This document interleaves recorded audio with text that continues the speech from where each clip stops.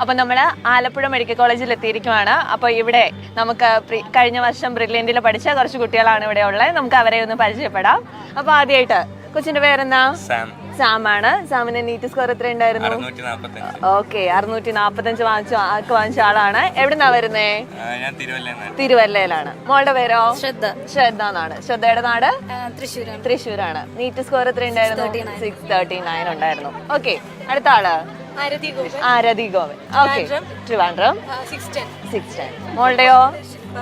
ശില്പ പ്രസാദ് എന്നാണ്. കൊല്ലത്ത് നിന്നാണ് വരുന്നത്. 67. ഓക്കെ, മോന്റെയോ? ആദിൽ. എവിടുന്നാ വരുന്നേ? തിരുവനന്തപുരം. അപ്പൊ നീറ്റ് സ്കോർ 625. ഷാമിൽ മലപ്പുറത്ത് നിന്നാണ്. മലപ്പുറംകാരനാണ്. ഓക്കെ, 640.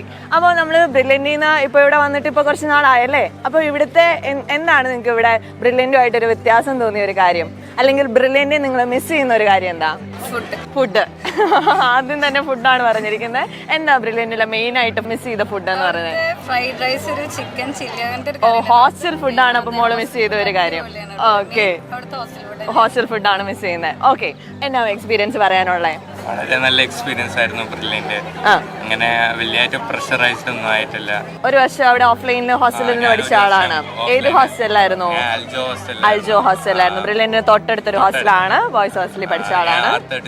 R36 ആണ്. ഡി ബ്ലോക്കിലായിരുന്നു അല്ലേ? ഓക്കെ, എങ്ങനെ ഉണ്ടായിരുന്നു? വളരെ നല്ല എക്സ്പീരിയൻസ് ഉണ്ടായിരുന്നു. ഇങ്ങനെ പുറത്തുനിന്ന് പറയുന്ന പോലെ ബ്രില്യന്റ് അങ്ങനെ ഒരു ബ്രില്യന്റ് അല്ല ഞാൻ എക്സ്പീരിയൻസ് ആയ. എല്ലാ കാര്യങ്ങൾക്കും നല്ല സപ്പോർട്ട് ഉണ്ടായിരുന്നു. അങ്ങനെ സാർ, ക്ലാസ് ടീച്ചർ ആണെങ്കിലും അമൽ സാർ ആണെങ്കിലും അത്യാവശ്യം നന്നായി മോട്ടിവേറ്റ് ചെയ്യുമായിരുന്നു. എനിക്കാണെങ്കിലും അങ്ങനെ വലിയായിട്ട് എപ്പോഴും ഞാൻ ആവറേജ് സ്റ്റുഡന്റ് തന്നെയായിരുന്നു. അങ്ങനെ മാർക്ക് വലിയായിട്ട് A+ ഒന്നും കിട്ടാറില്ല. അമൽ സാറിനാണ് ക്രെഡിറ്റ് കുറച്ച് പോകുന്നത് അല്ലേ? അമൽ സാറുണ്ട്. പിന്നെ എന്റെ കൂടെ കൈനോട്ടം ആരായിരുന്നു സാർ? അവിടെ ആരായിരുന്നു? ശ്രീനു സാറൊക്കെ ഉണ്ടായിരുന്നു. ഓക്കെ, സാറും എല്ലാരും അങ്ങനെ ഡൗൺ ആകുമ്പോൾ നമ്മളോട് പഠിക്കാനും സപ്പോർട്ട് ചെയ്യുന്നുണ്ടായിരുന്നു. റെഫറൻസ് ആണെങ്കിലും നല്ലൊരു അത്യാവശ്യം നല്ല. അപ്പൊ ഡി ബ്ലോക്കിലെ റെഫറൻസിന് വന്നിരുന്നാണ് മേജറും പഠിച്ചത്. ഓക്കെ, അപ്പൊ നമ്മുടെ ക്ലാസ്സുകളെ പറ്റി എന്നാ പറയാനുള്ളത്? BTS ആണ്. BTS പഠിച്ച ഒരാളാണ് നമുക്ക് കിട്ടിയേക്കുന്നത് കേട്ടോ. എത്രയായിരുന്നു മോള് വാങ്ങിച്ച സ്കോർ? 610 മാർക്സ്. BTS പഠിച്ചിട്ട് ടെസ്റ്റ് സീരീസ് ആണ്, നമുക്ക് അറിയാവുന്ന ഒരു പ്രോഗ്രാമാണ്. അതിൽ പഠിച്ച് 610 മാർക്ക് വാങ്ങിച്ച ഒരാളാണ് ഇരിക്കുന്നത്. അപ്പൊ എന്തായിരുന്നു ടെസ്റ്റ് സീരീസ് മാത്രം പഠിച്ചിട്ട് കൊച്ചു എങ്ങനെയാ ഇത്രയും മാർക്ക് വാങ്ങിയേ? എനിക്ക് സ്വന്തമായിട്ട് പഠിക്കാൻ സെൽഫ് സ്റ്റഡി ആയിരുന്നു. അപ്പൊ എനിക്ക് അത്രയ്ക്ക് എത്രയാണ് നമ്മുടെ മുന്നോട്ട് വരുന്ന എത്ര അറിയാൻ പറ്റില്ല. അപ്പൊ BTS എങ്ങനെ ഹെൽപ്പ് ചെയ്യുന്നു അതിലേക്ക് എത്താനായിട്ട്? എനിക്ക് കൂടാൻ തുടങ്ങി. അപ്പൊ അതിന് വേണ്ടി പഠിക്കും. ഒരു ടെസ്റ്റ് ഇപ്പൊ സൺഡേ ഉണ്ടെങ്കിൽ ആ ഒരു വീക്ക് ഫുൾ ആ ടോപ്പിക്സ് കവർ ചെയ്യാൻ നന്നായിട്ട് പഠിക്കുന്നുണ്ടായിരുന്നു. അങ്ങനെ പഠിച്ചു. ഓക്കെ, ആ എക്സാമിന് വേണ്ടിയിട്ട് ആ പഠിച്ച പഠിത്തമാണ് ഇവിടെ എത്തിച്ചു. ഓക്കെ, ക്വസ്റ്റ്യൻസ് റിവൈസ് ചെയ്ത് ഷെഡ്യൂൾ ചെയ്ത് പഠിച്ചു. അതാണ് ഈ റിസൾട്ട് എന്ന് പറയുന്നത്. കൊള്ളാം. ഇവിടെ ശില്പയ്ക്ക് എന്നാ പറയാനുള്ളത്? ശില്പ ഞാൻ നേരത്തെ അറിയുന്ന ഒരു കുട്ടിയാണ്. അപ്പൊ ശില്പയ്ക്കുള്ള എക്സ്പീരിയൻസ് എന്താണ് ബ്രില്യന്റിനെ പറ്റി? അല്ലെങ്കിൽ നമുക്ക് എന്താണ് പഠിത്തം അവിടെയുള്ള ടീച്ചേഴ്സിനെ പറ്റി, അല്ലെ അവിടുത്തെ ടീച്ചിങ്ങിനെ പറ്റിയൊക്കെ എന്നാ പറയുന്നത്? അവിടെ ഒരു കംപ്ലീറ്റ് ആയിട്ട് അവർക്ക് തന്നെ ഒരു പ്രത്യേക ഒരു ടീച്ചിങ് സിസ്റ്റം ഉണ്ട്. അതാണ് ഏറ്റവും വലിയ പ്രത്യേകത ബ്രില്യന്റിന് തന്നെ. പിന്നെ ടീച്ചേഴ്സും ക്ലാസ് ടീച്ചേഴ്സും പ്രൊഫസേഴ്സ് ആയാലും എല്ലാവരും ഭയങ്കര മോട്ടിവേറ്റിംഗ് ആയിരുന്നു.